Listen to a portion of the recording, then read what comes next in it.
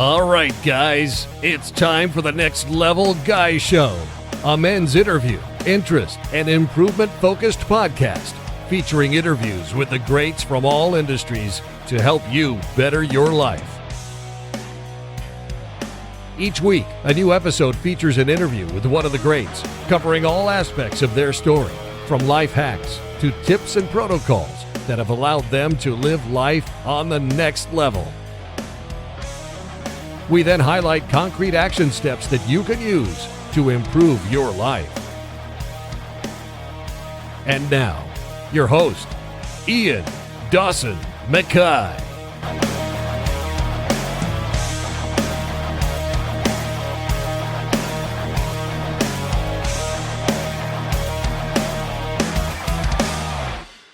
Welcome to the Next Level Guy podcast, a show built around one mission: helping men rebuild themselves from the ground up.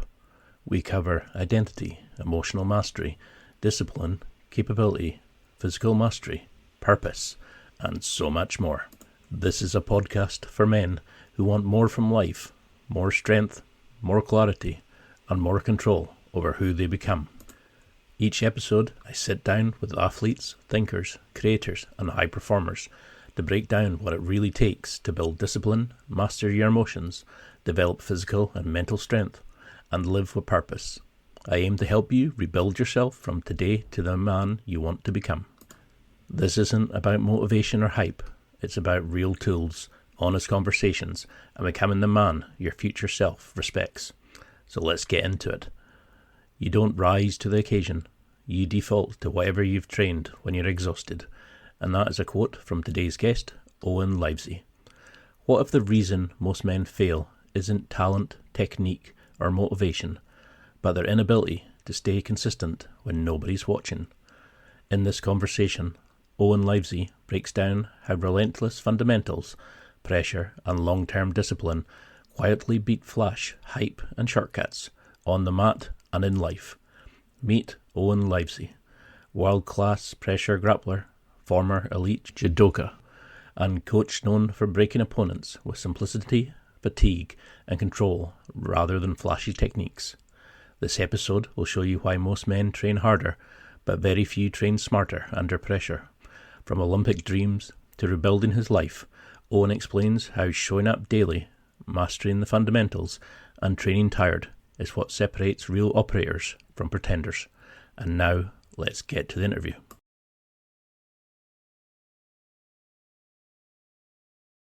Well, thank you so much for coming on. I really appreciate it. I've been a major fan of yours for ages because I'm a pressure passer myself, and you're the pinnacle, man, for pressure passing, controlling, dominating, destroying people. But thanks for having me. But for people who maybe don't recognise you, and they should be ashamed, how would you want people to describe you as a man, as a martial artist, just as a person in general? Mate, just a normal, hard-working bloke who genuinely everything that I've done over the space of like 25, 26 years of training has come from just genuinely working hard for a very, very long time. I've had a lot of luck on my side in terms of coaches that I've been put to work with. Like, I've genuinely never had a bad coach, and that's just through nothing but luck. From the gym that I started at to the gyms that I left home to train full time at, to the first time I did jiu-jitsu. Genuinely, I've just never had a bad coach. So for me, I've never been anything special whatsoever. I've just worked really hard for a really long time, and I didn't get fast success either. So it's I'd say over the last 5 to 8 years, I've started seeing some good results, and probably over the last 4 or 5 years, people have just started noticing. But we've been working for the last 26 years where people have knew nothing about it. So yeah, just someone who's worked really hard for what they've got and the way they live now, really. It's always the same, isn't it? They all say, "Oh, you're an overnight sensation," and you're like, I've put about 30 odd years into this. Yeah, Nobody exactly. ever sees the grind. I mean, you started rugby, it was at 4, and then you went to judo at 8. Do you think you're always destined to be this athlete? Were you ever wanting to be anything else apart from getting into sports? Mate, like honestly, because I started so young, I didn't really have much chance to even put any thought into that. Like where I'm from's a little town called St Helens, just outside of Liverpool, and St Helens is literally like anyone that knows St Helens probably only knows it for rugby league. Yeah. So kind of like as a lad in St Helens, everybody starts with playing rugby, which is why I started at 5 years old. Started playing rugby. Um, when I started to play rugby, it was like, everybody wants to play for Saints. Then I got into judo when I was 8 years old, just through my first coach, Peter Blood, came into my primary school and he was just doing like a judo after school course for 6 weeks. And it was just fun. Like he was teaching us a couple of throws, playing loads of games. And the 6 week course come to an end and he basically said like he had a full time judo club that we could go along and carry on training judo if we were enjoying it. And one of the things he said, and my dad was there at the time, that's why I went, because my dad loved rugby league, still does. And I remember Pete said, judo helps with rugby. Hmm. It's pretty clever from his side, working in St Helens at the time. And as soon as he said that, my dad was like, right, we'll keep going and see how it goes. And then it just took off from there. So when you were doing it, was there a moment that you kind of thought, "Hey, I'm bloody good at this"? Can you remember that spark where you thought this wasn't just a hobby, this was a potential career, this was something that you excelled at? Yeah, like I never ever thought career because like there isn't really a career in judo, to be honest. Hmm. Like there is much more of a career now in jiu-jitsu than what there still is in judo. But I did realise I could do pretty well at it at about 15. Um, like I say, I started judo at 8. And from when I started, I was training judo Monday, Wednesday, Friday. So I was just doing it 3 times a week, and then I train rugby on a Tuesday, Thursday, and I play rugby on the weekend. And from about 8 till about 15, it slowly started to take over. I just started to enjoy judo a lot more. I kind of loved the feel of it being a individual sport. Obviously, playing rugby, you can have the best game of your life and your team still gets beat, or you can Yeah. have the best game of your life and like it doesn't make a difference. So for me, I kind of liked the idea always of you get out what you put in. Because I've genuinely always been a pretty hard working kid.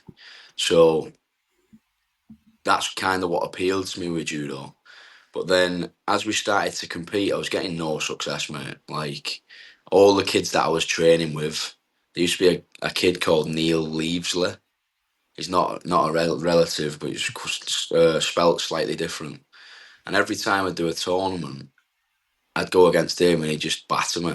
And I didn't medal in any decent tournaments, like domestic tournaments, for probably like the first 3 or 4 years of competition. But I think for me, like, I wasn't taking the losses to heart because I was still playing rugby. So if I lost Hmm. a competition, I'd just be like, just play some rugby. And then I'd just keep training. I just kept going and kept going. Started getting a lot better.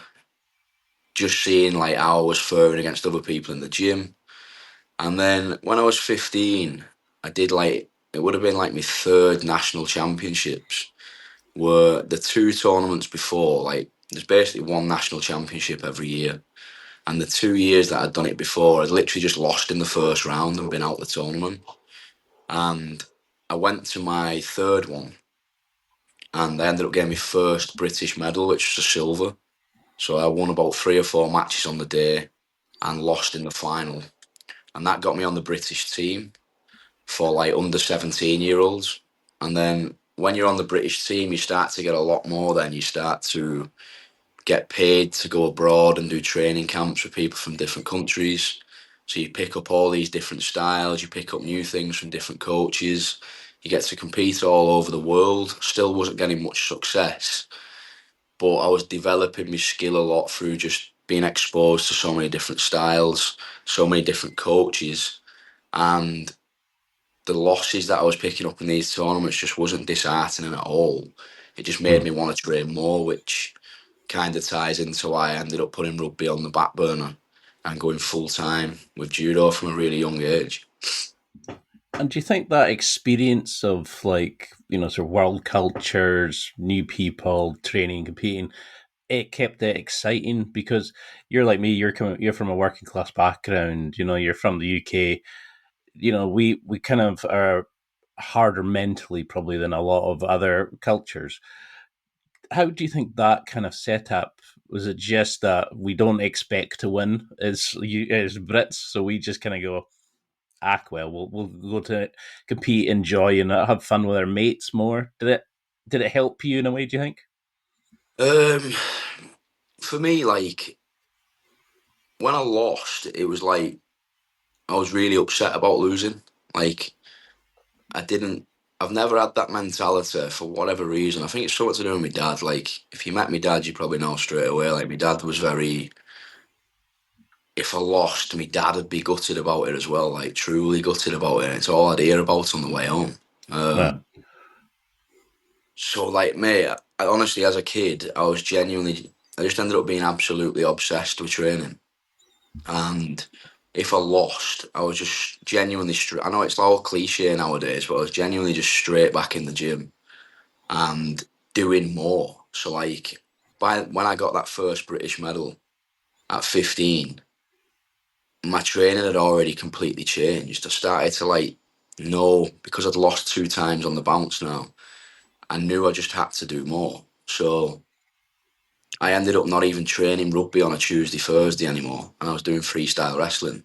So then from like 14, I was doing judo Monday, Wednesday, Friday, freestyle wrestling Tuesday, Thursday, and Brazilian Jiu-Jitsu on a Sunday.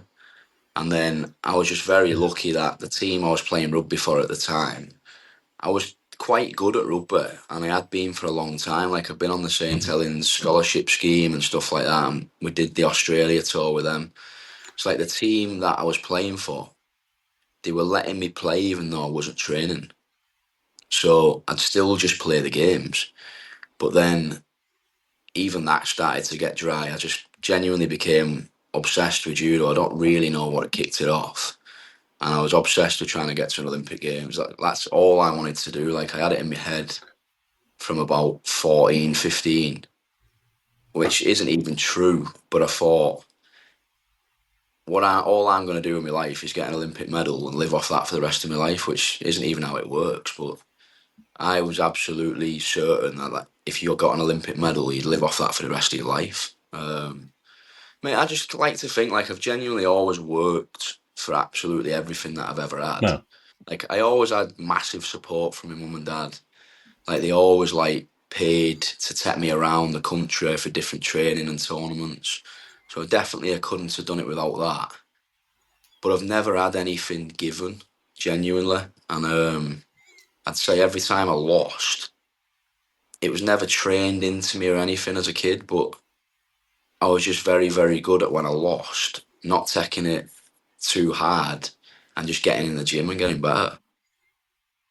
Because that's something that destroys a lot of young people. It's the losses. We're not used to learning from it. We take it as a sort of personal attack rather than a kind of a learning experience. I mean, I'm really bad for it myself, but I mean, to be doing pretty much like a sport every night, that's a hell of a shift on a young person. I mean, you said in another interview that your dad and uncle were bodybuilders.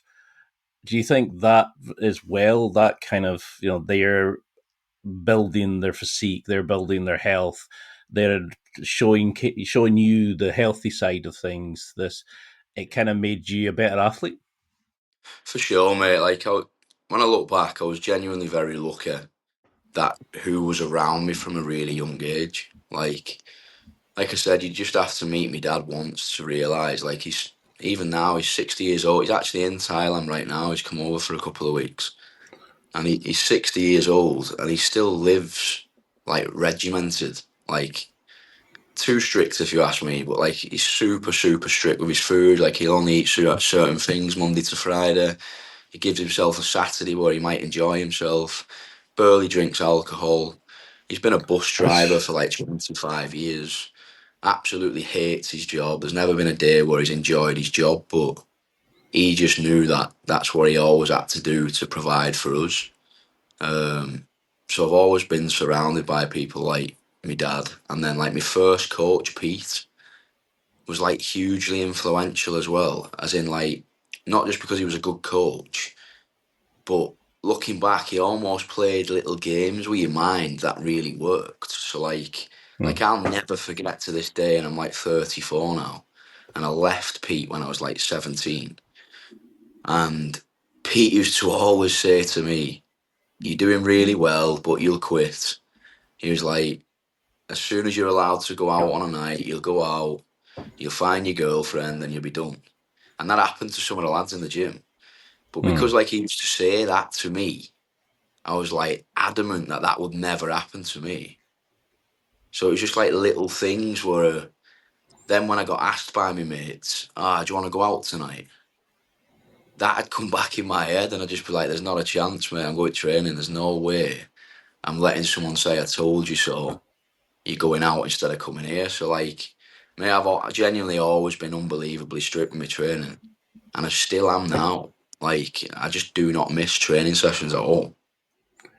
Because that's really impressive, especially at an age where we are hunting not wins, but we're hunting other things, shall we say?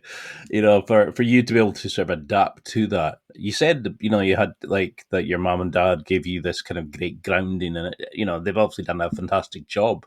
Your coach was somebody that inspired you and gave you all these kind of cultures.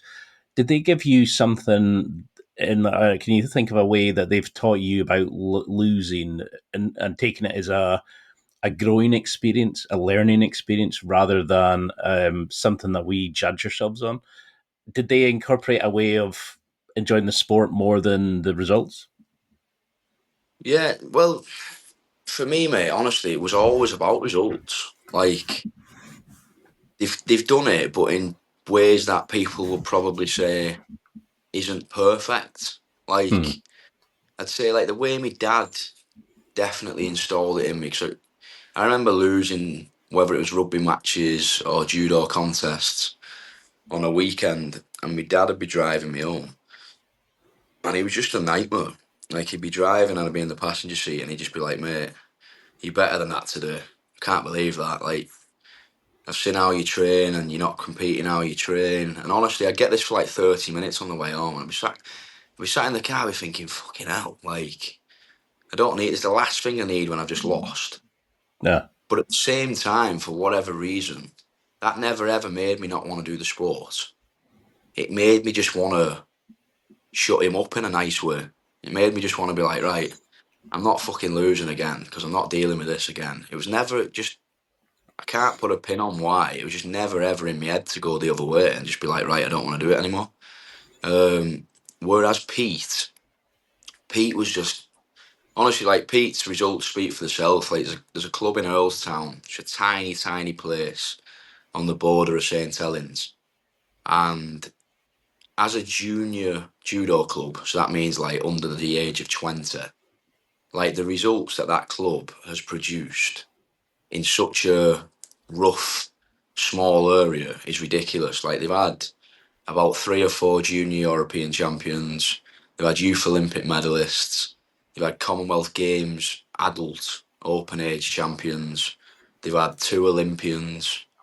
Like, an outrageous club for where they are. And like, what Pete was really good at was, like, I've never met a bloke that lives it so much. So like, an example of what Pete was like was Boxing Day every year. Instead of enjoying Christmas with his family, he'd be putting us on a minibus. We'd do this on the 26th of December every year. He'd drive us from Earlstown to Rotterdam, and we'd do a training camp for 1 week in Rotterdam because all the Dutch had this. The Dutch are really good at judo, and they arranged this huge training camp every year. And Peter take us there every year. Instead of spending Christmas with his family, he'd throw 10 of us on the bus, drive us to Rotterdam. We'd be there all week.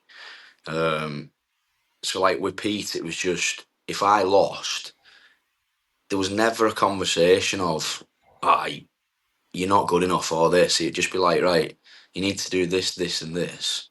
And I'd come in the gym on Monday, and he'd have like video examples of high level judo players doing what he's telling me to do. So I was almost doing like video analysis already at like 14, 15 years old. And That's a for good me, it was coach. like, yeah, to have Yeah. someone who's just that invested, it was just like, right, there was never a conversation of you might not be good enough. It was just like, right, now you need to do this. So in that week then, I was already focused on doing them things. So I'd have something to get straight back into. And then before I knew it, I was competing again. And it was just a cycle, mate. Before I knew it, I was 17 and leaving home to train full time. I mean, that's awesome that you had that kind of ecosystem where people were kind of, maybe they were giving you a wee bit of badgering, but I mean, it was that kind of, they just wanted the best for you. And I think that comes across in a lot of it. It's, they're showing you how you can improve, how you can be a better person, and how you can do that. But you mentioned in another thing that I've seen where you did have a year, I think it was at 18, where you were kind of, you lost love of judo. Can you Yeah. think, can you, at that point, was there a point where you just, was there a moment that you just thought, nah, this isn't for me? Where was that disconnect from? Mate, it was like, it just completely changed. So, like, I was training exactly how I just explained until I was about the end of 16, maybe 17. And then I got an offer they opened a full-time judo centre in Dartford, and they were calling it the British Judo Performance Institute. So because I was number one in the country at that point for my age and weight, they invited me to go there and train full time. So like the deal was like for me as a kid, I thought this was fantastic, but the deal was you were on £7,000 a year. You go over, they put you in a flat in Dartford, which is basically over the road from the Performance Institute, and you train full time. So like me as a kid, it was like, right, I cannot see myself ever doing anything else other than judo. I've literally got one single goal, and that's to go to an Olympic Games, win a medal, and I'm going to live off that for the rest of my life. I was just brainwashed for whatever reason that's exactly what I was going to do. So when I got this letter, I was like, right, I absolutely need to do that. My mum said she'd support me money wise because I was only getting £7,000 a year. And she said she'd support me with small things that I need while I'm over there. So I was gone. But then when I got there, it changed a lot, mate. Like when I was at home, I was living with mum and dad for one. That makes everything 10 times easier. Mm-hmm. Top of that, I was ultra disciplined with training, but I still had friends that I was talking to, and I wouldn't go out much, but on a weekend through the day, I'd be out playing football with my mates all day. I was just living a normal life, but there would be at least one training session being done every single day. Whereas the day I arrived in Dartford, it was like I was put in a flat with a lad that I only knew off the British squad training. And we did end up being really good friends, but you kind of put in a flat with a stranger who you're living with. You're both trying to do the same things. And mate, it was just super, super strict. So like every morning was strength and conditioning, followed by about an hour and a half of judo technique. Then you'd be watching videos of judo, so you'd just be doing video analysis stuff every day. Then you'd go back to your flat, you'd have a little sleep, and then you'd come back and there'd be like 2.5 hours of sparring in the evening. And I was just doing that every single day. And at the beginning, it was just like absolutely perfect, and I was loving it. And then we started travelling loads to the point where, because obviously Dartford is very far down the south of England, you can get Mm. to France really easily. And France, I don't know if you know, but they're literally one of the best countries in the world for judo. Like considering it's so close to Great Britain, like they are so good at judo. So we'd go over there. It was getting to the point probably every 2 weeks because our head coach of the GB team was a guy called Patrick Roux, who was a French guy. So he had loads of connections in France. He just kept pushing us over there. So I'd be in France just training like fuck for like a week, 2 weeks at a time. I'd come back, get straight into our full-time schedule. And I was doing really well, mate. Like I was winning the majority of the things that I was competing in. And then because I was doing so well at the time, it's when London 2012 got announced. And Team GB didn't have like any standouts at my weight category at all. So basically, quickly, like when the Olympics is in your home country, you don't have to qualify anymore. So if the Yeah. Olympics is in a different country, I have to be like top 18 in the world to be able to qualify and go to an Olympic Games. But when it's in your home country, you have a weight category qualified automatically. So all you've got to do essentially is be the best in your country. So it's a bit crazy when I look back, but Team GB were looking at my weight category and saying we don't really have any standout adult performers. Like they're not picking up any big results.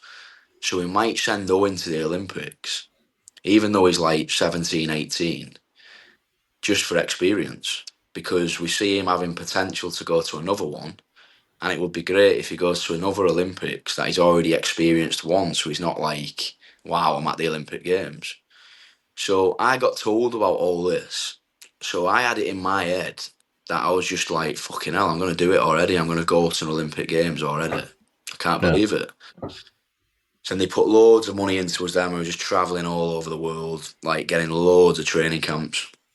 And you've got to think, mate, a year ago, I'm not even full time. So I've gone from like training once a day to training full time. And now there's talk about me being on the Olympic squad. It was just absolutely insane. And now I'm going all over the world training, sparring with the best people in the world, because that potentially might be the people that I might have to compete against. And then about 2 months or a month, maybe even less, before they picked the Olympic team, my future training partner, Danny Williams, ended up getting a World Cup medal, which is a decent sized medal in terms of standard. So he got picked for the Olympic Games, rightly so.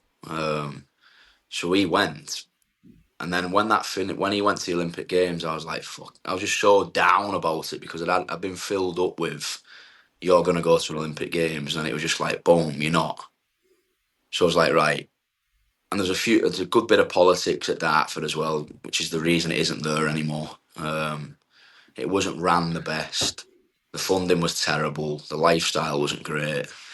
So I just went home and had about a year, which, yeah, was probably the worst year of my life to date, before I decided to go back full time.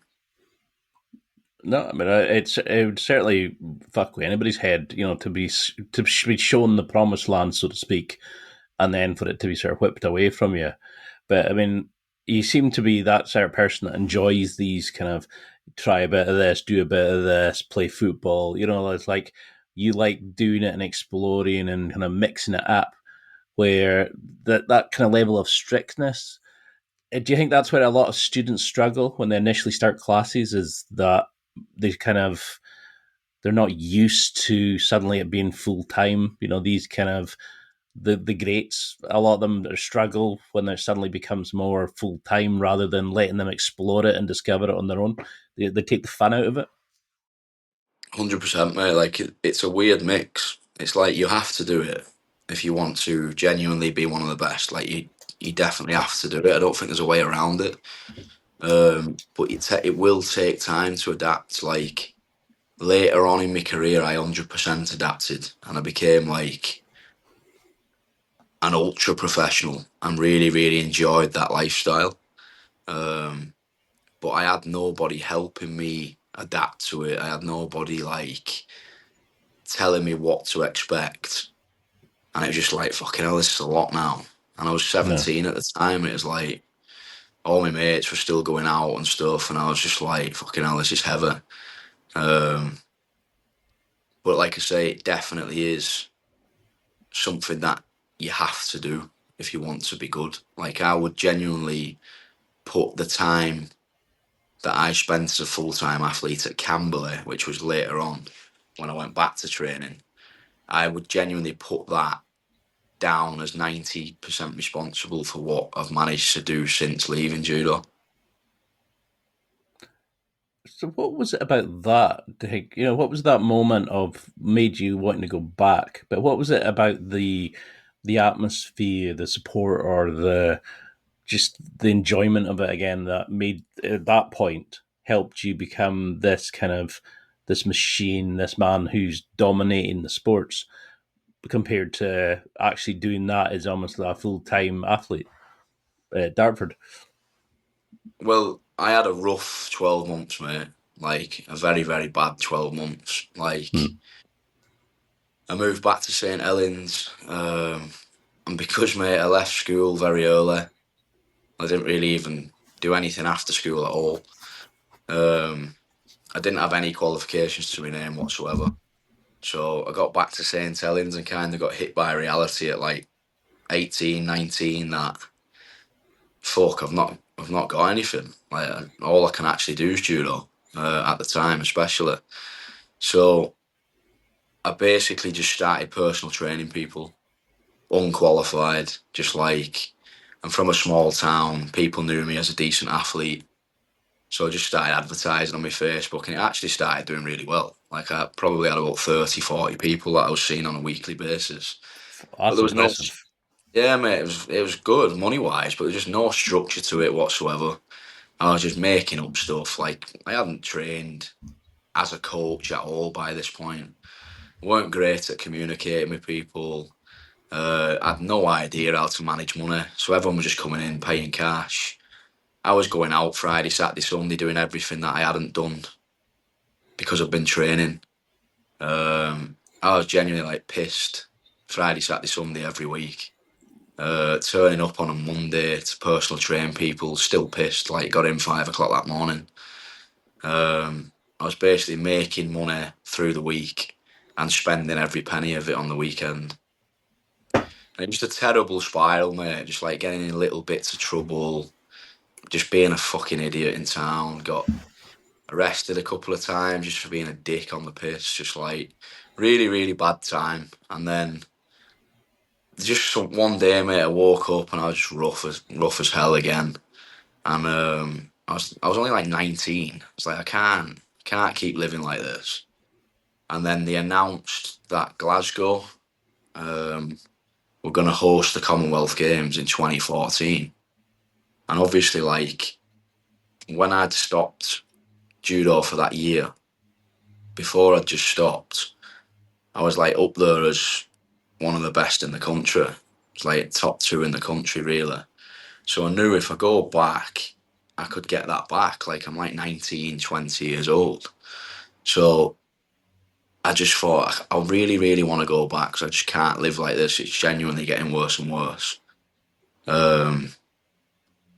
But I can't go back to Dartford.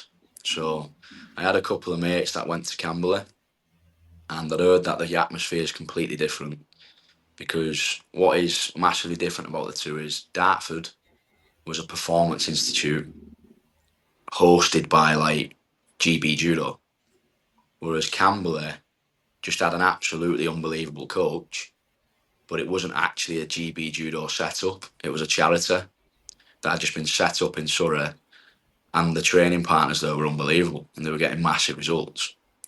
So I thought, like, right, I'm going to try it again, but I'm going to try Camberley. And that is genuinely one of the best decisions I've ever made. Like, Camberley is just completely different. It's a cabin on bricks. So you literally live in a cabin on bricks. Big cabin. There's like 10 bedrooms in one corridor. Each bedroom had a bunk bed in it, like an army military style bunk bed. There was one front room between 20 athletes, all men. One kitchen. Each athlete had their own cupboard. We all shared one fridge. There's 2 toilets, 1 shower. And literally like 2 meters from our bedroom was where we trained. So it made, to this day, I've never been anywhere with a better atmosphere. So like, your mate, all the lads in that building ended up like your best mates, like by an absolute mile. And all we would do, not one of us had a pot to piss in. We were all absolutely broke. But we didn't need anything. We just got up in the morning, we all ate together. We'd go across the walkway, which 30-second walk. We'd all lift weights or we'd do conditioning. Then we'd all jump on the mat at 12, we'd do technique. We'd all come back next door, we'd all eat together, go for a nap. Then we'd all go back next door and we'd batter each other every night. But the atmosphere was just completely different. We had a club bus. So the coach would just come in one morning, he'd just be like, right lads, on the bus. He'd just drive us up the hills and he'd just get us doing sprints up there. On a weekend, he'd throw us on the bus, he'd drive to Wales. We'd all jump off the bus, compete, like near enough everyone on the bus would win. And then we'd just get straight back on the bus, we'd come back to the gym. If we weren't competing, we'd all go out together and have a few beers with each other. It was just an absolute different atmosphere, mate, and I can see why people stay there probably 5-10 years longer than they should. I bet that was a riot. 10 guys in in one place, one shower. I mean, it sounds guys. like... Fuck. 10 bedrooms, 20 guys, bunk beds. I think that's insanity. Like, I think that's to be able to do that at 17, 18, to go away and have that year of burnout and misbehave. And I think it sounds like you needed that break away from the strictness of the first place. And then, but to have the foresight at 19 to go, actually, I need to change. I can't do this. And then you found a place that let you excel, but didn't put that level of stress or maybe that rigidity of it. It seemed to just let you be you and find it, and it gave the fun back to it. Mate, Camberley's just got it down to a T how it should be. It's all about atmosphere, which just breeds hard work. Everybody gets super close to each other. You're all bouncing off each other like they are your real mates. You're travelling all over the world with each other, just fighting, having a drink after it once the work's been done. Honestly, mate, in them days, I wasn't even nervous when it comes to competing. It was just like you're with your mates, staying over, getting up in the morning, you're all having a scrap, going out for a few beers. You do it again next weekend. It was just absolutely perfect. So when you were back on the mats, how did you change your mindset at that point? Was it just you weren't even thinking about judo? It was more just a kind of, I'm with friends doing a sport I love. Did you kind of think, I'm not taking this as seriously? Were you focused on certain goals outside of the results at that point? Or did anything really change? Just a better environment? Just the environment. Mate, I've never trained just for fun, ever. When I went back to Camberley, my first meeting with Luke, the coach, was I'm only coming back so I want to go to the Commonwealth Games and then I want to qualify for the Olympics. So we literally just sat down and spoke about how it was possible to qualify for the Commonwealth Games, because you had to do a certain amount of tournaments and win a certain amount of medals and points to even have a chance of qualifying, and that included travelling all over the world again. Because it wasn't a GB judo setup, we wasn't getting paid. So the gym, the club had to try and help us to find sponsors as well. So obviously I can't travel all over the world for training and competition with no money. So we had to speak about how that was possible and things I might have to do to try and get sponsorship. And but Camberley, they've got it all set up, mate. They know exactly what they're doing. So they managed to get me everything that I actually needed in place. So all I had to do was concentrate on the work that I had to do on the mat. But yeah, I've never trained just for fun. I've always had absolute goal that I'm going to be shocked if I fail at getting.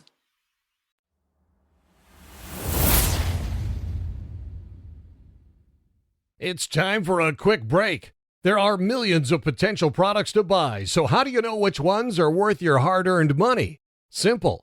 You go to nextlevelguy.com/affiliates and explore those that will transform and improve your life. You'll find deals, listener exclusives, and special offers with some great companies. Recommendations are 100% honest and only on items Ian has tried or believes in. The companies showcased will make you a better man in all areas of your life. Simply go to nextlevelguy.com/affiliates and level up.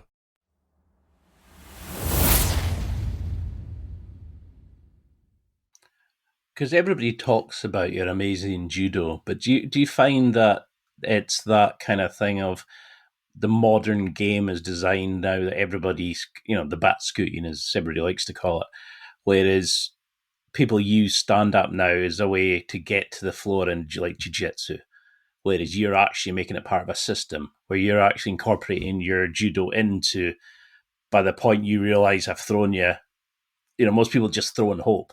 You're actually throwing people into the next position that you're Yeah, actually... like Mitch, I've brought judo principles over, but like I don't see myself. Like I'm not doing judo in grappling. Like I don't care if someone pulls guard in front of me. Like for me, it's not like, oh, you need to stand up so I can do my stuff. Like my game is about pressure. I just like Langaka for me was the absolute perfect way to win. Like I have no flashy submissions.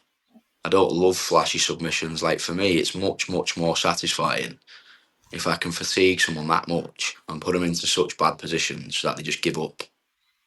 And what I tapped Tommy with wasn't even a submission. It was just like I had a one-handed crossface, my other hand was posting on the floor, and I put my shoulder over his mouth and he tapped. It was just pure fatigue. And that for me is just my game. Like I don't have anything special. So like every time I coach seminars or whatever, like especially here at Bangtown now because we get so many visitors, the amount of people that come up and they're like, mate, I love your sessions because it's so simple. And I'm like, it should be simple though in my head, because when you're absolutely blowing out your ass, 10-step moves don't work for me. Like for me, it's like when I see like, oh, this is an advanced grappler and this is a beginner's grappler, and someone saying you can't come on this class, mate, it's advanced. That to me is like, I just find that a load of bollocks, because I think the only difference in a beginner and an advanced grappler for me is the advanced grappler can perform all the fundamentals that the beginner can, but they can link them all together under massive amounts of fatigue. I don't really think the moves get fancier. Like, I don't know if I have any moves that I couldn't teach a beginner to be able to do in 2 weeks. But I feel like what I'm really good at, which I'm trying to make everyone that I train with really good at, is to be able to link them together without thinking, so you can do it when you're absolutely exhausted, if that makes sense. No, I mean, you've made a career at being that guy that can kind of grind people down, control them, crush their soul. And then, you've built this kind of combat chassis that allows you to do that. So that even when you're absolutely exhausted, you just seem to remain in the pocket. Like you seem to be comfortable just doing it. I mean, when I first started jiu-jitsu, I was trying to keep up with all these skinny, six-pack fucking young guys and going, that wasn't me. I was this fat guy who used to power lift going, shit, I could barely get my legs over my head. And when I discovered pressure passing, I was like, fuck, this is for me. I liked that noise, when you get on top of somebody and you grind in and you can hear them go that as their soul leaves their body. And I'd be like, yep. And I suddenly saw that I could win. I developed situations from there. Is that what you do? Do you find positions where you can get a connection and it doesn't matter where it's from, you're working to just start applying pressure to get them uncomfortable, to fatigue them, to pull them into working just to survive more than their game? Yeah, like, mate, I've genuinely spent a lot of time doing this over like the last, say, I reckon about 6 years now. I've improved so much over the last 6 years as a grappler and a coach, just through like, feel like I've done it differently to a lot of people. So I feel like people super high level judo athletes might come across to jujitsu and they just do jujitsu. And like honestly, I don't know why. This is just my opinion. Like it just doesn't make sense to me that because if you've done judo for 20 years and now you come across and you do jujitsu and you just do jujitsu, like to me, if someone else has done jujitsu for 10 years, you're now 10 years behind them. Or like for me, I've just come across and I've thought, I'm going to look at what's needed to understand in jiu-jitsu. So I'm going to look at specifics that I need to be super comfortable with in jiu-jitsu if I end up there. But I ain't playing jiu-jitsu because I don't want to play catch-up. So like I've just built a game around my strengths. So I've just looked at what I'm good at and built a game around that. So like for example, my positions that I feel unbelievably strong at and good and stable and can build massive pressure from when I'm on top would be mount, behind the turtle, wrist ride, top half guard. So I'd have them four positions. All I've done has took a lot of time to first feel very, very good in them positions. So I genuinely feel with most people, if I get them to them positions, not that they can't move, but sometimes I'll encourage movement even to make them tired. Like them working, but not getting anywhere is better than them not being able to move for me. But I feel very, very confident if I get in them positions that I can create a lot of fatigue and pressure and work towards a finish. So I've built a game from absolutely everywhere around getting to them four positions. So if I'm wrestling, I'm going to look for a front headlock, a front or rear or side body lock, or a single leg, and link that to the body lock. Because I know if I get to a front headlock, body lock, side body lock, or rear body lock, that I can get to one of them four positions 100%. Now, if I'm passing guard, I haven't put time into De La Riva passing, reverse De La Riva passing, lasso passing, butterfly guard passing. I want to get to half guard. So like, I don't give a fuck if you play De La Riva. I'm not going to step into your headquarters so you can get your De La Riva hook. I'm going to initiate it first. From judo, I'm going to win the grips. Massive in judo. Like if you don't win the grips, you can't throw anybody. So I've brought that right across. So I make sure I win that first initial contact. I make sure as many times as I can that I am controlling inside. I'm putting them where I want them, which normally ends up knee shield or half butterfly. I'm still controlling the hands, so they're not connecting to me and off balancing me. And then off the top of that, if I'm controlling their hands, it's going to make the knee shield or half butterfly weaker. So now I can start looking to force half guard. It's an unbelievably simple game. And then if I'm put on my back, I've got things I can show as a coach for other people. But in terms of my game, I'm not doing anything but wrestle up. And by wrestle up, I mean half guard wrestle ups, shoulder clamp sweeps, combining that with the legs where I can use single leg X wrestle ups, arm drags, get into a front headlock from a seated position, combining that with a double leg from a seated position. So this has all took years. But to me, it's all just wrestling. And I feel like as long as I can keep someone in this cycle where we're kind of wrestling wherever we're playing the game, I feel like I have a massive chance of breaking people down, which is why the new Polaris rules for me, where it's 3 5-minute rounds, are just absolutely perfect. Because the amount of times I've had good black belts come to Bangtao and roll with us, and we do multiple 5-minute rounds, and genuinely by round 3, with 1 minute in between, they always want to rest that round so they can go again. Because I do feel like I am getting very, very good now at building pressure over time. So the ideal rule set for me is rounds of 5 minutes or no time limit. I think that's the thought of your pressure and no time limit would be fucking terrifying. Because I think that's the beauty. That's why I became such a fan. You had this way of, tactical simplicity, but brutal execution. You just got control and you made them. It was almost like your motto was that kind of, you can't win if you can't breathe. You take these like old school judo chaining moves with modern wrestling flow into this type of, you brought people into hell basically, and then you let them make the mistake that let you win.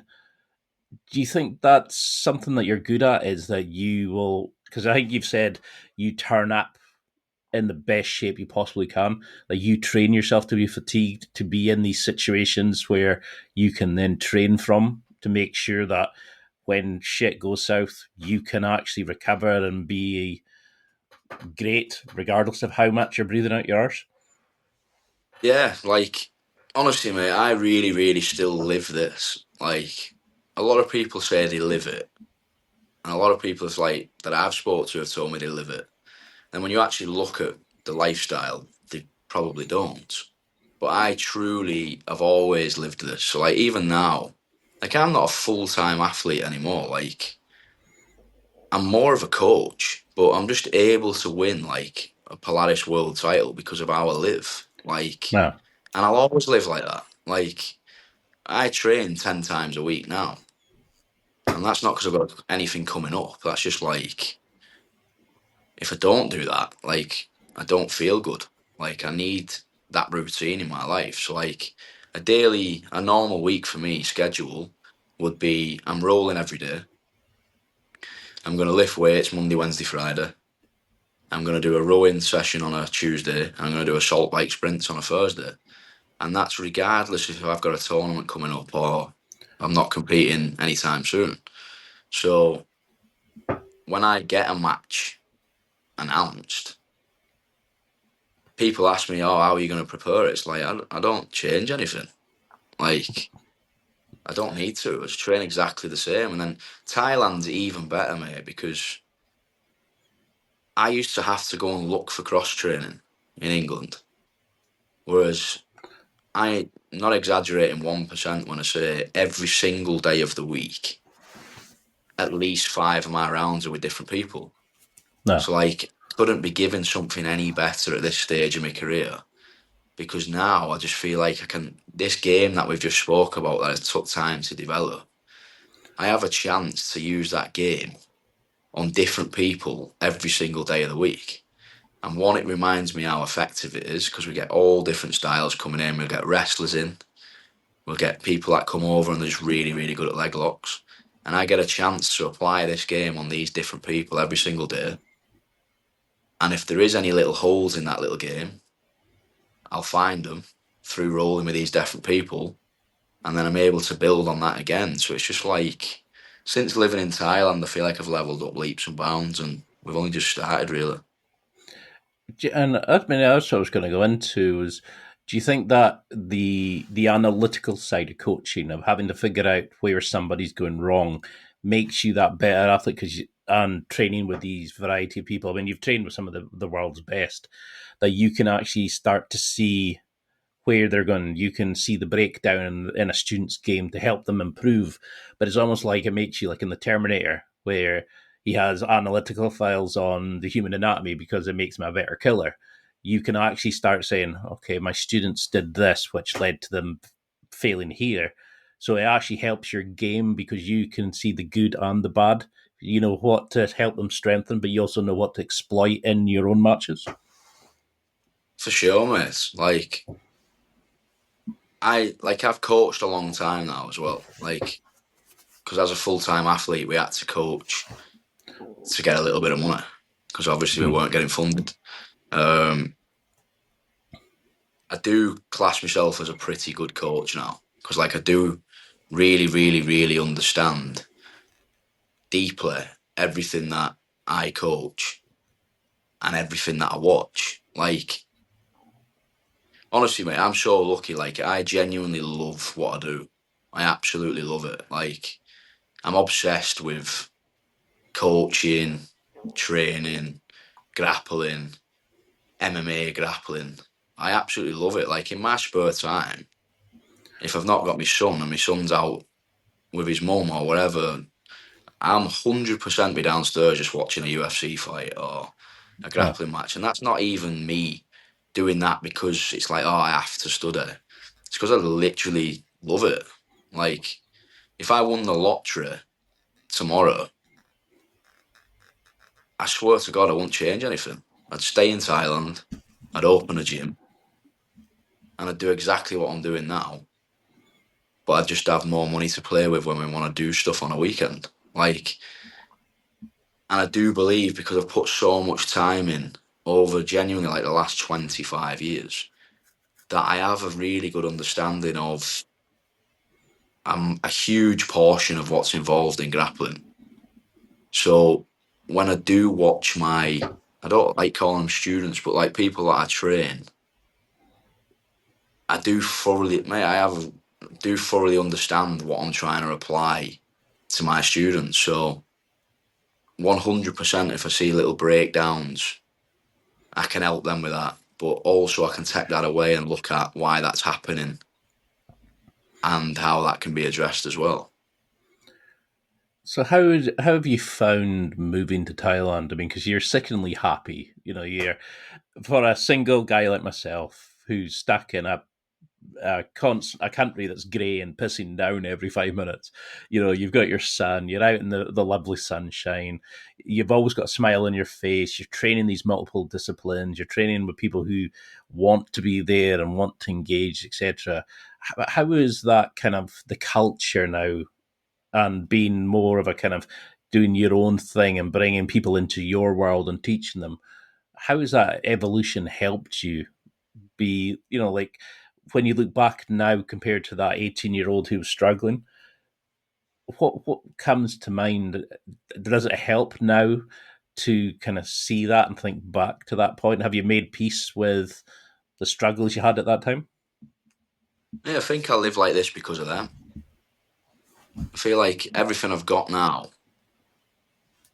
is truly off the back of everything that's happened in the past. Because don't get me wrong, there's still stresses, mate. Like, it looks absolutely fantastic what I'm doing, and we're in Thailand and we're going on all these trips with my family, and it is fantastic.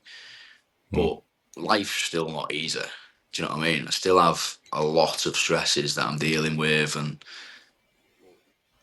all the things that have happened in the past have 100% built me to be what I am now. As in, like, sometimes it's not even the best. Like, sometimes I'd say I'm probably a bit too harsh. Like, because when I've had struggles in the past, I've never asked for help. Like, and that's not me saying to anybody, don't ask for help, because if you need help, you 100% should ask for help. But for whatever reason, I just didn't. So sometimes I can definitely be too harsh. Like, for example, someone comes up to me in the gym and they're like, mate, I've lost 3 times now. I'm getting a bit down. What should I do? I can't lie. My answer will probably be, mate, you just fucking get on with it. Like, we Hmm. all lose. Like, what are you going to do instead? Like, quit and never win anyway. It's like, you might as well just try. And that's genuinely just always been my attitude, as in, like, again, I can't really say why or how that's been developed, but like, I just feel like there's not much that you can't do. So, like, some of the decisions I've made over the last 10 years, people have been like, are you fucking mental? Like, I said before, I had zero qualifications at all. So when I actually fully retired from judo at 26, it hit me again. And it was like, fucking hell, I don't know what I'm going to do at all. To the point where I went training MMA, even though I had no interest in pursuing a career in that, just because I thought, I don't want to go back to judo again, but maybe I can make something out of fighting. And then I got offered a job at Hull KR, which is a Super League team, full-time job as the wrestling coach. So I was like, right, that's fantastic. I can just teach what I enjoy doing to a professional rugby team. I can make loads of money. I thought, this is going to be fantastic. Went there and I just wasn't happy, mate. Like, for whatever reason, I just don't like working for other people. Like, I just like doing what I want to do. People can make whatever they want of that, but I just enjoy doing things on my terms. So after about a year to 18 months, I started opening Carlton Gracie Hull on the side, not even as a business. Like, I just wanted to roll. I tried to jump in a few gyms in Hull and there was nobody in them. That made me want to keep going. So I was like, right, I'm just going to put 2 sparring sessions on a week, which are free, just more for my own mind. And then it started building from there. Now, mate, I had 30 people training with us and they were paying like £3 or £4 each session that they turned up, and they wasn't even guaranteed to be turning up. And I walked into the office at Hull KR and quit my job. And like, I didn't have a kid then, that probably would have influenced me not doing that, but it was me and my missus. And I just walked in the office and I was like, I reckon I can do something with this gym. And I hadn't even competed in grappling at this point, and it was a grappling gym. So I was just like, I quit the job.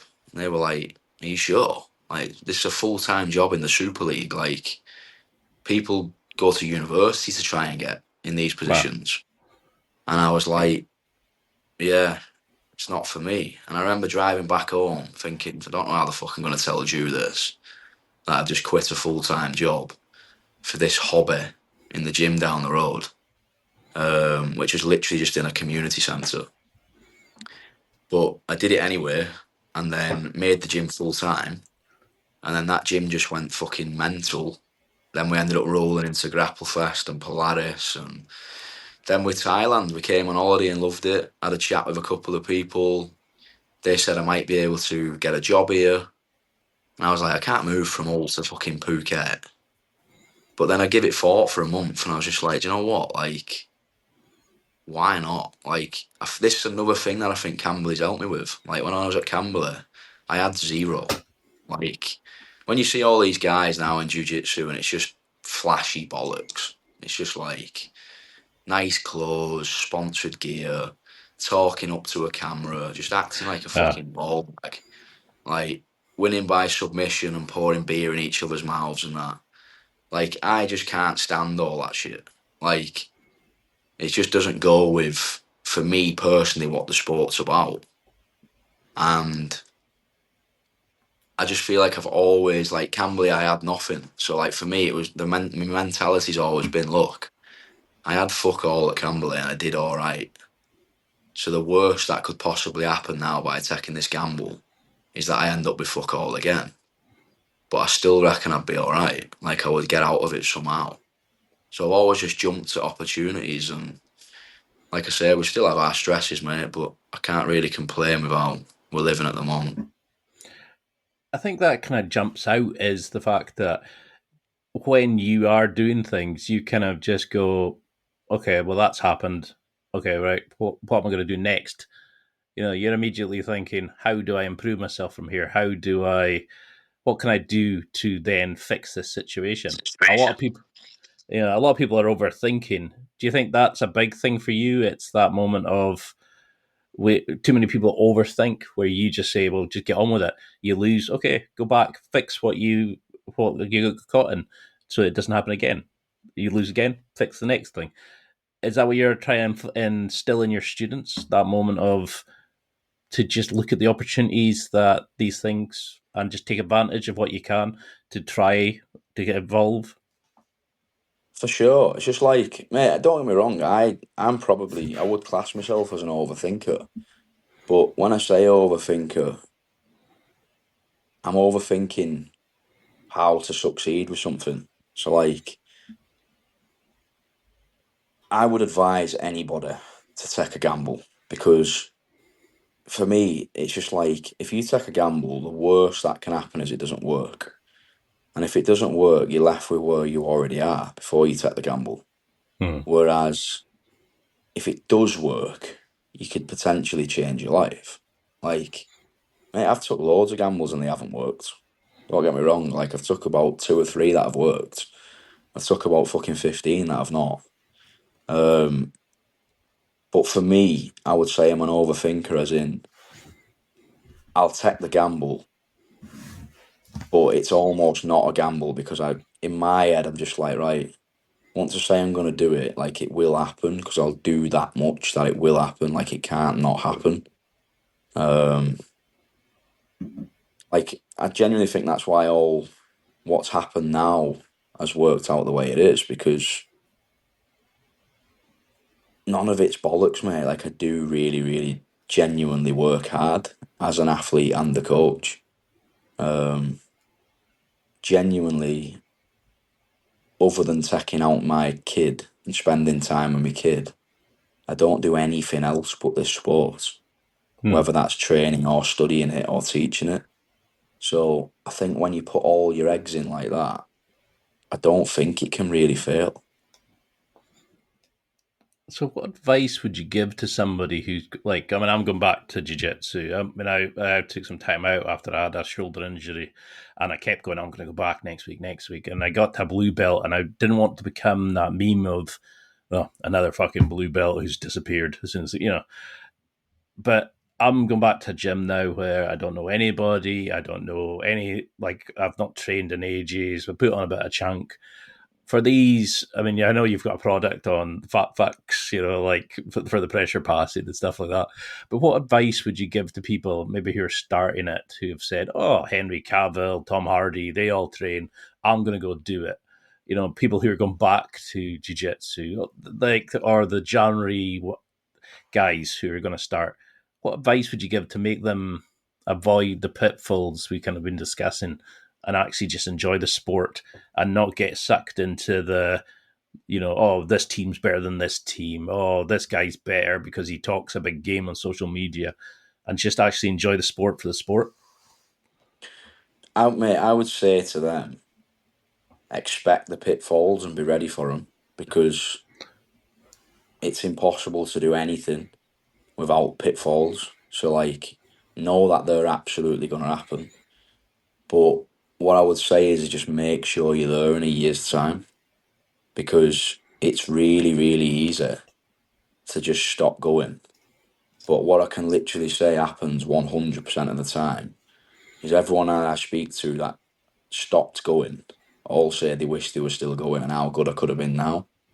So, like, for me, like when someone first starts, because it happens all the time, mate, they come in the gym and they're super keen, they're back at it, they want to train every night, and I'm like, don't train every night. I'm like, what do you mean? And I'm like, 'cause I've fucking seen it a million times. Like, you're going to train every night, you're going to get really fatigued, you're 100% going to pick up little niggles. In a month's time, you're probably going to wake up one morning and go, I'm absolutely fucked, I'm going to rest. And that rest turns into you doing once a week, twice a week, quitting. Where I'm just like, right, just be here in 6 months. So just train 3 times a week or 2 times a week. And when that's a piece of piss and it's comfortable and your body's fine and you're still enjoying it, add one session. And when that's a piece of piss, add one session. You might not even have to add a session if depending on your goal. But for me, doing something's better than doing nothing. So, like, even if I was an absolute hobbyist, you can still get really good as an hobbyist. Do you know what I mean? You got to identify your strengths, the areas that you're good at, go in the gym and just be open to learning. When you spar, try and build around the areas that you're good at. And when you get problems, do some studying out the gym. Like, if you go in the gym and you're struggling with a certain position, mate, there's YouTube if you don't want to pay. There's online academies if you do want to pay. Like, you can literally nowadays, it's easier than ever. You can just get feedback within minutes of leaving the gym. So I think even if you train twice a week, which is unbelievably sustainable, and you do a bit of lifting at the side of that, and you dedicate an hour or 2 hours a week to studying the problems that you've come up with that week, you'd be a decent grappler in 6 months' time. So then how do you avoid the comparison? Because I see a lot of people who will have an amazing round, but if they don't get maybe as many taps as Billy, John, whoever it is, they'll bitch and moan. They'll judge themselves against other people. Whereas you seem to just get on and be your own man. how do you eliminate that ego, that comparison in your students, to make them, like you're saying, just focus on themselves, have their goals for their own progression in 6 months, not compare yourself to some twat on social media? Mate, it's an individual sport for me. And it's like, I'm telling you now, the amount of people that I've seen on social media and then met them in person, and it's absolute bollocks. Like, it's that bad that I wouldn't be on social media if I didn't have businesses that I needed to advertise on social media. Like, it's just absolute bollocks. Like, so I would be saying to people, like, this is an individual sport. It's just all about you. No. Now, you need a good team to help you, but like, if someone's got some super flashy submissions and that's not you, you don't ever have to go down that lane. Like, one thing that's really helped me is like watching grapplers that you would see as a similar style to you. So like, I don't watch flashy submission artists like at all because it's just fucking pointless for me. Like, I'm never ever going to bring that across. Like, if I'm watching like grapplers, like I'd watch someone like Wagner Rocha. The reason being he's like 42 years old or something and still smashing people half his age on the biggest stages in the world because his style's so efficient. He's not a quick submission artist. He just breaks people down over time. I absolutely love watching all the Dagestani MMA lads grapple, Khabib, Makachev, just because they have the style of, I'm going to put you down and keep you down until you make a mistake and then I'm going to take advantage of it. I think people have got to identify, goes back to us talking about that game before.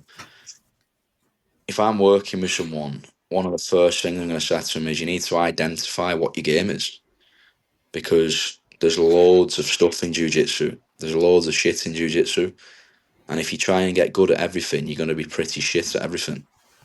Like, you need to identify which positions you have success in, build a game around getting to them positions from everywhere, and that's you improving overnight massively. And then you've just got to build branches off that, which will come naturally when you get to certain positions and you get certain problems, and then you can go and study and fix them problems. You've just got to focus on you, mate. If you try and learn every part of jiu-jitsu, it's going to take you 100 years. You need to take some shortcuts and build a game around your strengths. And your strengths are probably going to be very different to someone else's, so it don't matter what they're doing. And what's your opinion on competing? Do you think everybody needs to compete to discover who they are or to test themselves? I don't think they have to compete, mate. It's like everyone's at different stages, aren't they? Like, if someone starts the sport, they're like 40 years old plus and they don't want to compete, doesn't have to at all. Like, I think if a lad come in the gym, so this is it, right? If a lad comes in my gym and he's like, I want to do this, this, and this, then that's like signing a contract to me. Like, if you're coming in saying, this is my goal, this is my goal, and this is my goal, and they're pretty big fucking goals, for me, if I don't see you every day, you're talking shit. And you have to compete because what I would say about competing 100% is it's the fastest way to progress. Like, absolutely no doubt. It's like the best example of that for me as a coach is we've got a lad in Hull called Aaron Gurnell. He came to our gym about, I want to say 3 years ago as a blue belt. And he got a bit of a beating in the gym. He was just visiting. But because he got a bit of a beating, his attitude was great. And he was like, this is where I need to be. So he moved over and he was like, I want to do this, this, and this. So what can I do? He's like, he's a prison officer. So he was like, I can only get here a few nights a week. So I was like, that's fine. I was like, train with us as much as you can. If there's any gyms local to you where you live, because he doesn't actually live in Hull, train there if possible and just put yourself in as many fucking competitions as you can. Because all it's going to do is give you real answers. Like, you're going to get the nerves, you're going to get the anxiety, you're going to get the stress. Obviously, everyone's 100% resisting. You're going to find the actual holes that you have rather than rolling with people you roll with every day. Like, Yeah. it gets to a point where you know each other that well that it's not a true reflection. So, like, fair play to him, mate. He must have competed every 2 weeks for the whole year. He ended up being ranked number one in the UK at Empire Grappling. So he was like, just ended up cleaning it out, really. We give him his purple belt, and now he's 2-0 on Polaris as well. And, like, really, if I look at how many times a week he's trained with us over the last 3 years, it's probably only been 2 or 3 times a week. But because he's put himself out there so much, he's got comfortable in a competitive environment. He's learned the skill of how to win a match. Because sometimes that's what I'd say I'm very good at, is because I've competed all my life, literally, since I was about 9 years old. If I have a match and it's super close and I can't submit someone, I feel like I have a really, really good skill of being able to edge that match and win it though.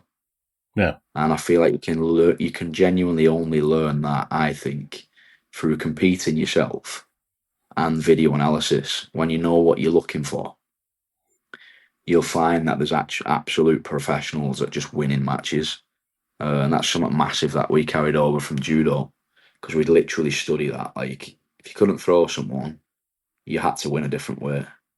And he's learned that now as well. Like, he's kind of got that mentality now as well, where he knows he's going to end up in bad positions, but that's part of the game. He's going to keep fighting until he gets out of them.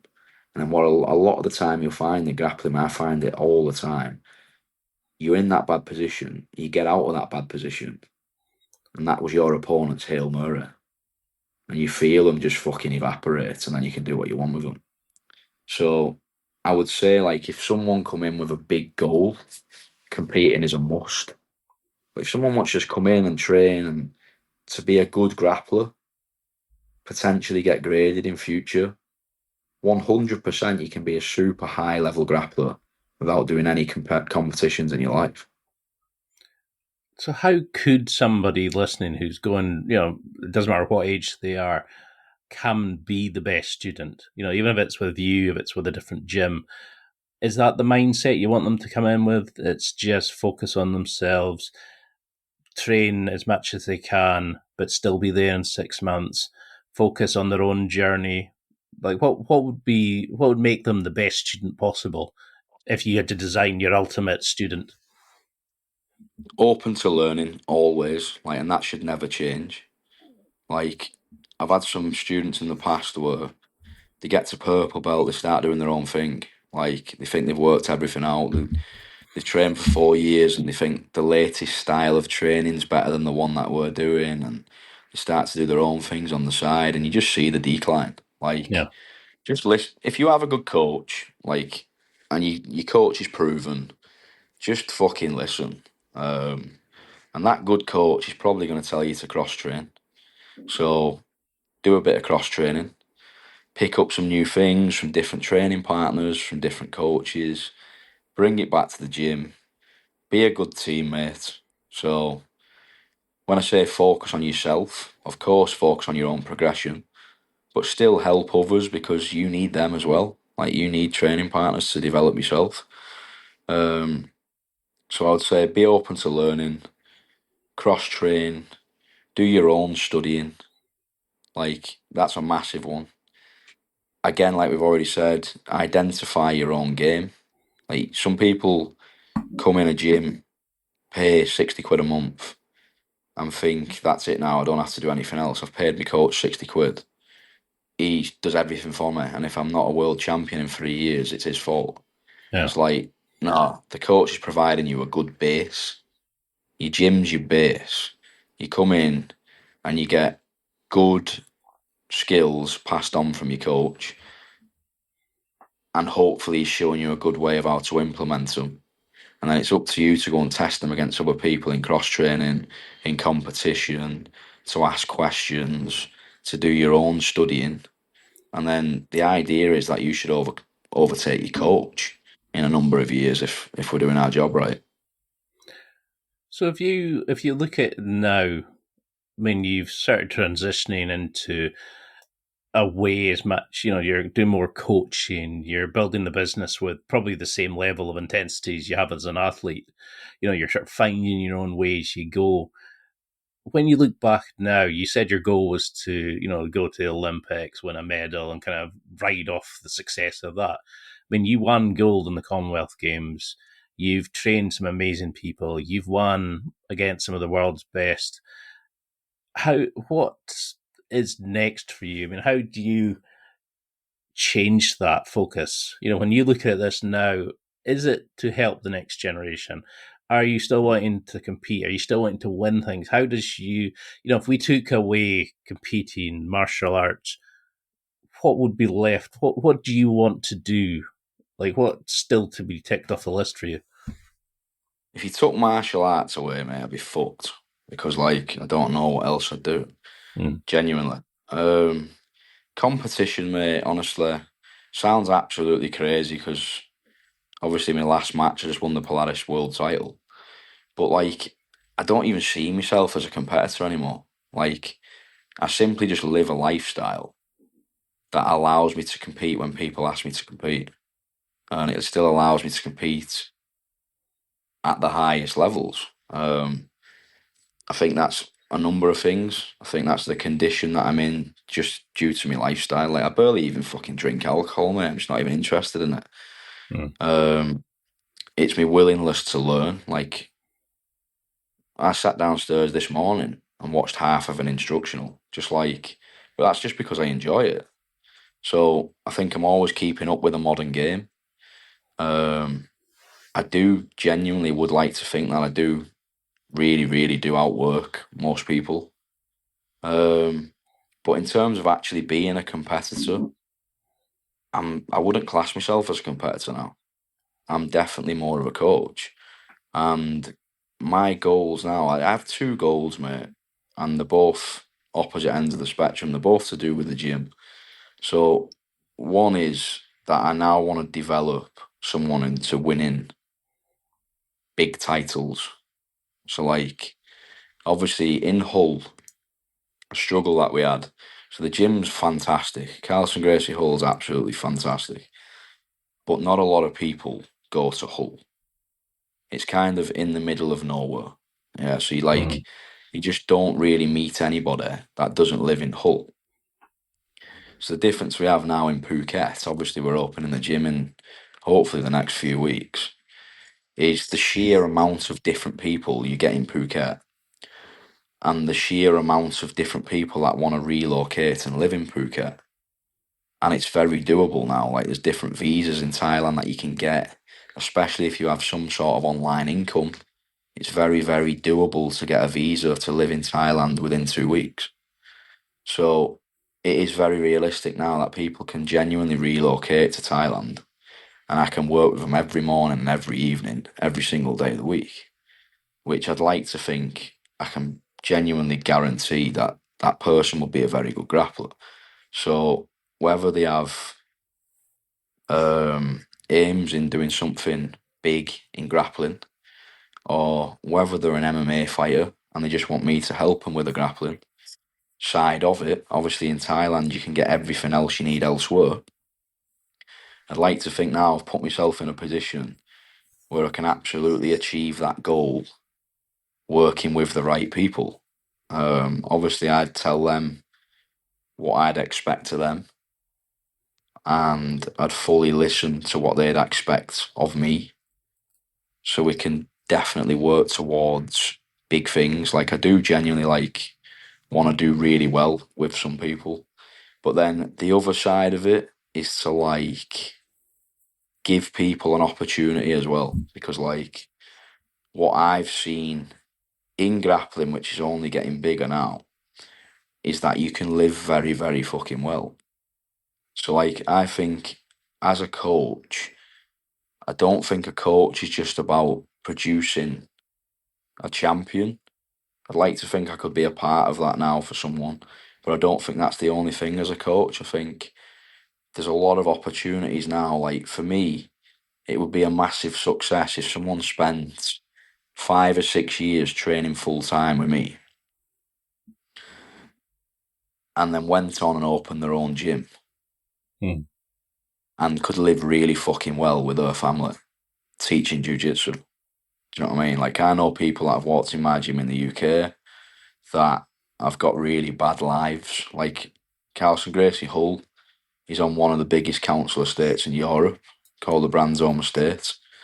No one's got a pot to piss in whatsoever, which is why that gym's so cheap. Like, we have some people paying fucking £40 a week in that gym, because it would be an absolute nightmare for me if someone said they can't train with me even though they want to because they can't afford it.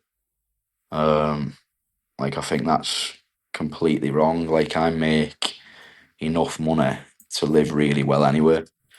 So if somebody needs a fucking free membership, genuinely needs a free membership, or they need a really low costing membership, there's absolutely no fucking way on earth that I'm going to refuse someone that opportunity for money.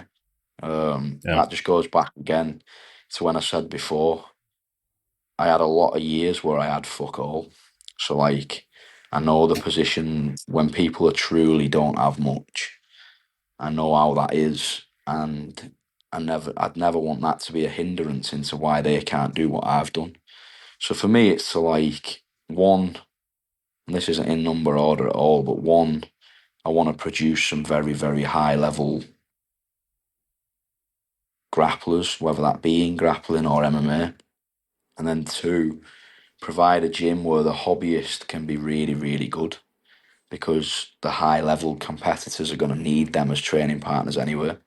So I'd want the general standard on my mat to be really good.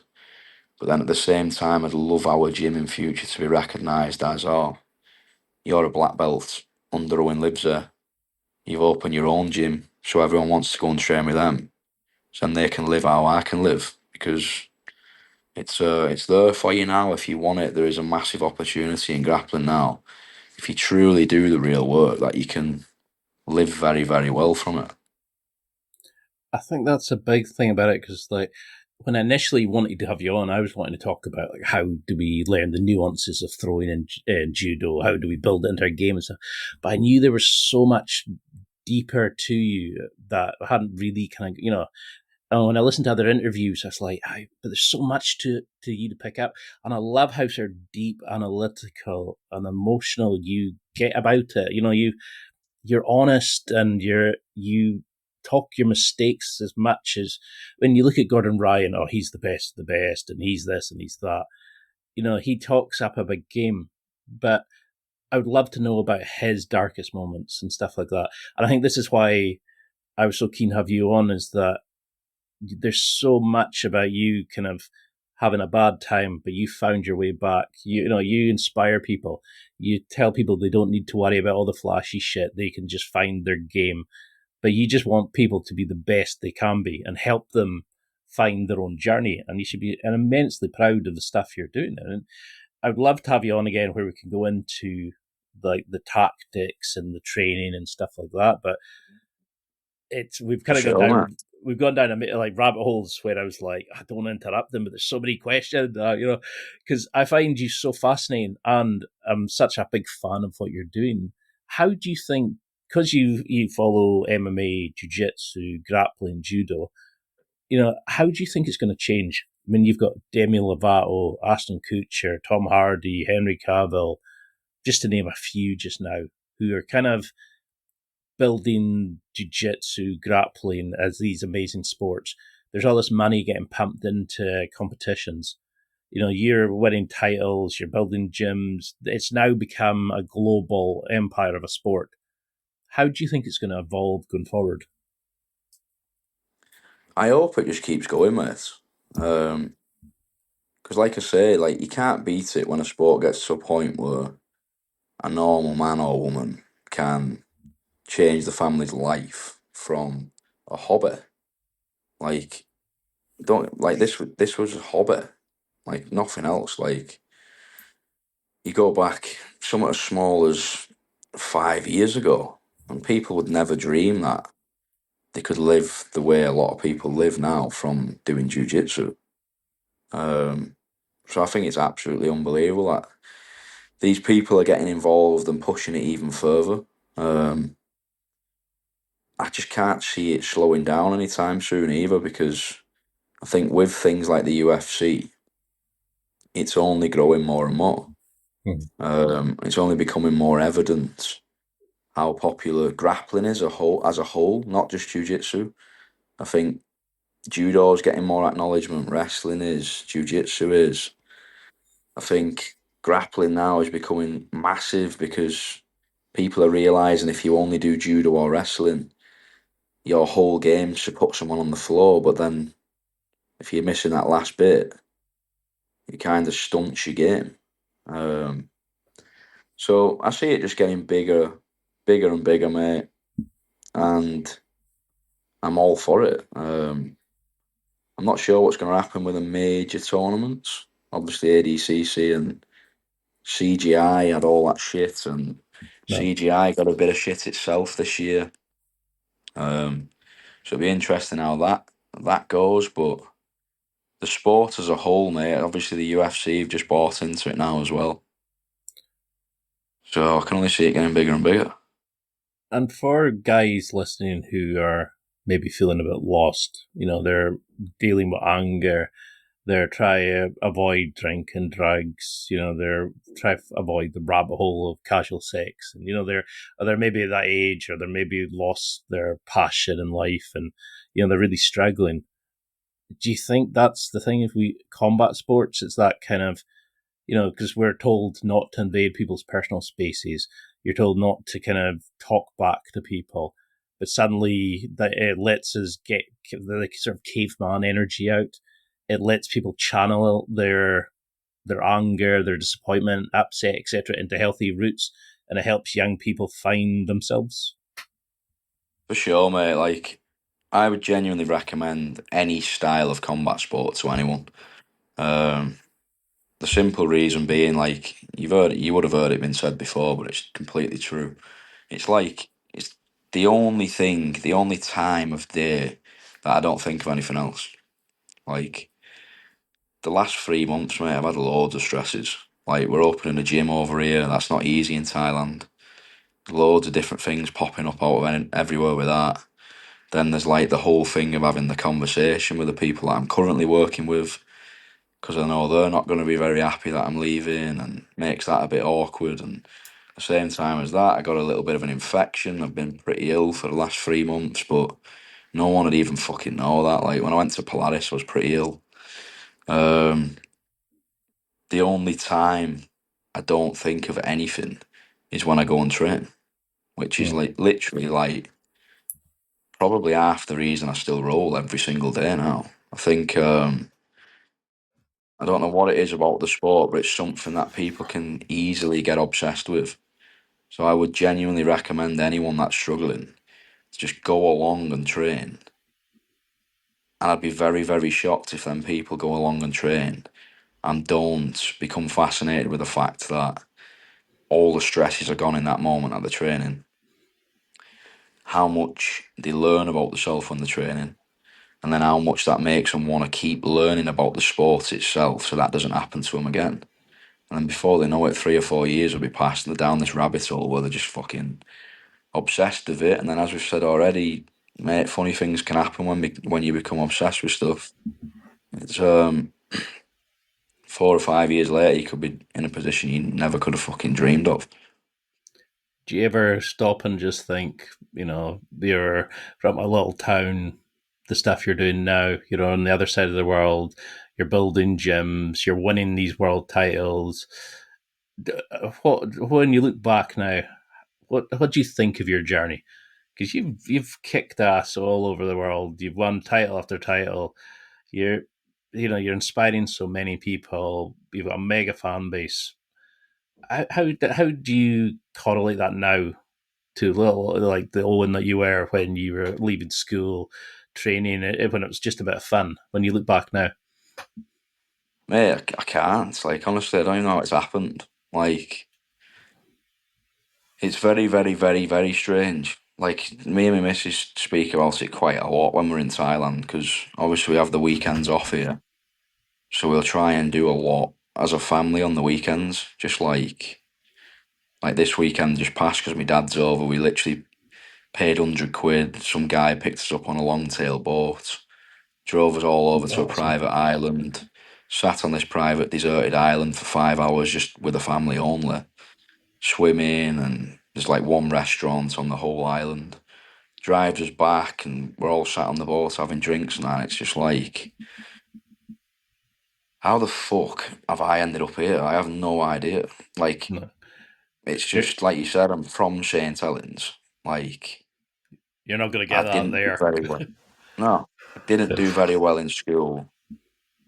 Like, I've just done sports because I enjoyed it. And there's never been a plan to live how I'm living now. Like, it's always been Olympic Games, Commonwealth Games, open a gym and be a coach. Then somehow fell into actually competing in grappling.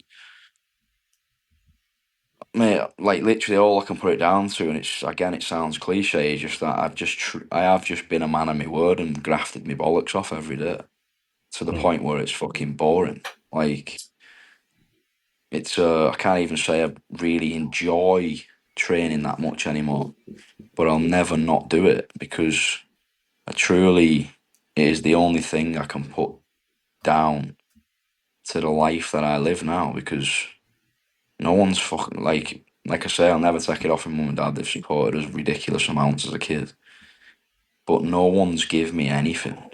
Like, I've genuinely hand on heart worked for absolutely everything, which makes it even better as well when we have them conversations and we're like, how mad is it that we're sat in Thailand now on a deserted island, 3 weeks away from opening our own gym, when 5 years ago we were sat in Camberley in a cabin on bricks, Yeah. teaching one school class, one judo lesson in a school per day for £25 a session.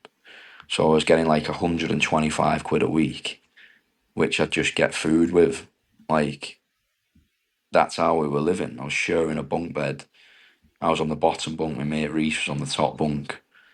My mum had to pay me car insurance. This is 5 years ago, mate. And now we've got one gym in Hull. We're opening another one in Phuket. I've got a massive online academy. Just won the world title on Polaris. It's like, it's not even long, mate. 5 years ago, I was just a fucking idiot with zero. Like, literally, I remember 4 years ago when we were living in Hull. So it's even a year after I quit judo. I was working my bollocks off at Hull KR, being paid absolutely nothing. Minus 1,000 in my bank account every month for about 3 days before the end of the month. And I applied for a £250 overdraft with Halifax Bank because I literally couldn't make it through the month, and they refused it because of my income. They wouldn't even give me an extra £250. So in 4 years, we've gone from that to like, we're not fucking, mate, we're far from perfect. Like, we have stresses, Hmm. but I'd like to think now most things we do, I'm not even thinking about how much it costs, which is just fucking bizarre for me. I've never been in a position like that in my life. I think this is the thing that'll inspire a lot of people. It's to see you going from that level of almost falling out of loving the sport, struggling, to kind of transforming your life, building a life for your family that most people can only dream of. You should be immensely proud of where you've come, and you're not even stopping. You're off to the next thing. You don't rest on your laurels. I think the biggest Yeah. issue, if you had won that Olympic gold, you probably wouldn't have had this journey, this development, this life changing experience that you're having now. So in a way, it's almost probably good that you didn't get that, because if you're now the stuff that you're doing, the life you're building, and inspiring so many other people, it's you're destined, I think, to be this coach, this inspiration for other people. What do you want people to take from this interview? I mean, I know I've used up so much of your time, but what do you want people to remember from this? Just that, it's like, sounds cheesy, mate, but like, genuinely, if your why is important enough, I honestly believe you can do more or less anything you want. Like, the reason I don't stop now, genuinely, is because of my son. Like, I've got a son now who's like 4, and like seeing how he lives now, it's just like, mate, like I said before, I can live anywhere. I could live in a fucking shoebox. Like, I wear shit clothes every day. Like, most of the clothes I wear are just fucking freebies. Like, I don't buy anything for myself. Like, genuinely, the only reason that I'm still going, I'd probably say as hard as I've ever gone right now, is just for my son. Like, Hmm. because to see him living how he lives now and doing the stuff he does, like, fucking hell, mate, he's 4 years old and he's done more than fucking a lot of adults. Like, the experiences that he's had already at 4, it just makes it absolutely all worthwhile. So I would just say to anyone, like, put a finger on what your why is, like what you truly want. Yeah. So you're doing it for the right reason. Because I think that's the thing. Like, if people are just like, oh, I want money, it's like, for me, that isn't the right reason. Like, the money follows for me. I think the money comes when you find your real why and it's important enough. It's just not hard to get out of bed anymore. Like, I can safely say now, because I truly know why I'm doing everything that I do, I don't have 1% struggle getting out of bed and just absolutely grafting my bollocks off. And I don't care if it's 12 hours a day and I get to bed and I'm absolutely exhausted. When I have a weekend off and see the stuff that he's doing, it's like, yeah, fucking absolutely validated. So that's what I'd say. I'd just be saying, make your why important enough. Make sure you're doing it for the right reasons. And as cheesy as it might sound, I genuinely believe you can more or less achieve whatever the fuck you want. I love that. I love that you found another why to keep expanding, to keep evolving, to keep changing. I mean, I'd love to do another one where we go into like training and mentality and all that, but I knew there was so much that I wanted to talk about because you're such an inspiring guy. But I knew you're a deep guy, and there's so much about it. So I'd love to have you back on. But Sure, man. how could we keep in touch? How can we come out and train with you? How can we get in touch? You know, see your competitions, but also come out and train with you. How can we follow you on social media? Have you got anything coming up that you would want people to know about? So, mate, I'm opening my gym. Um, Everything's done now. We're just waiting for a few things to arrive here in Phuket. So, we're opening Carlson Gracie Talang, Phuket. That should be open in December. So, we're open ideally within the first 2 weeks of December. So, we've got an Instagram page for that. So, that's at Carlson Gracie Talang, Phuket. So, people can follow that. They can drop their emails on the website, which is on the link in the bio. And then they'll basically get updates directly sent to them on like what we're doing with the gym. We're doing like big vlogs of how we're like actually building the gym this time. It's pretty cool. It's like everything we did in Hull, but we know the script now, so we're kind of like filming everything that we're doing, the process of building a gym in Thailand, taking the gym from just being an empty industrial style unit to what it's going to be, which is going to be like a fully kitted out mat area with a pit wall in there, an MMA wall in there, a full progress shop in there. So it's a bit of a different operation to what we started in Hull. Hmm. So people can follow that. And obviously there's my Instagram to keep up with everything else. If people are looking to train with me, I would say directly message me on Instagram or the gym page on Instagram.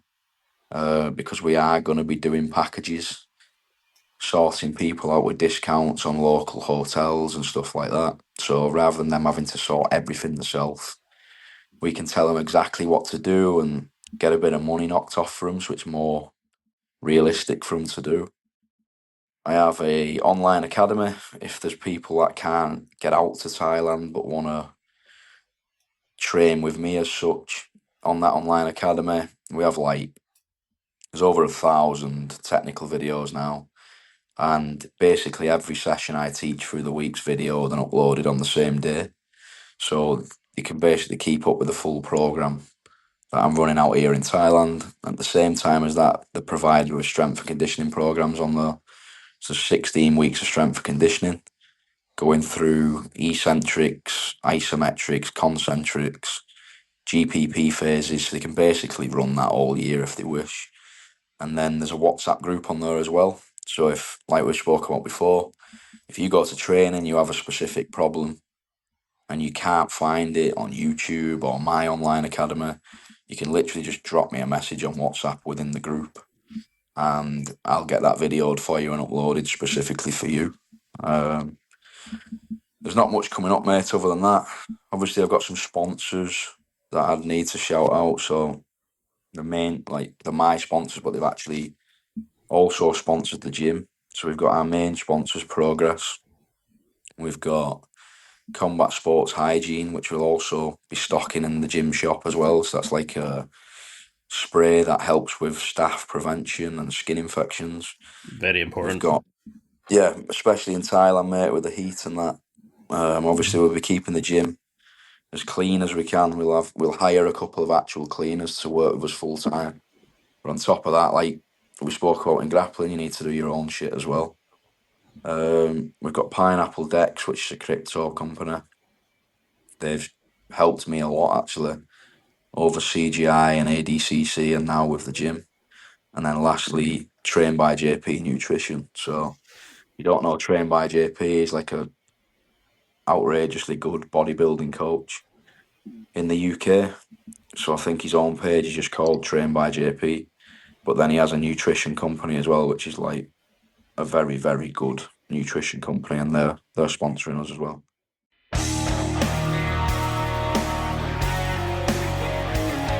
Well, that's it for another week, and thank you for listening. It's now time to take what you've learned and use it to develop and enhance your life with the key points mentioned.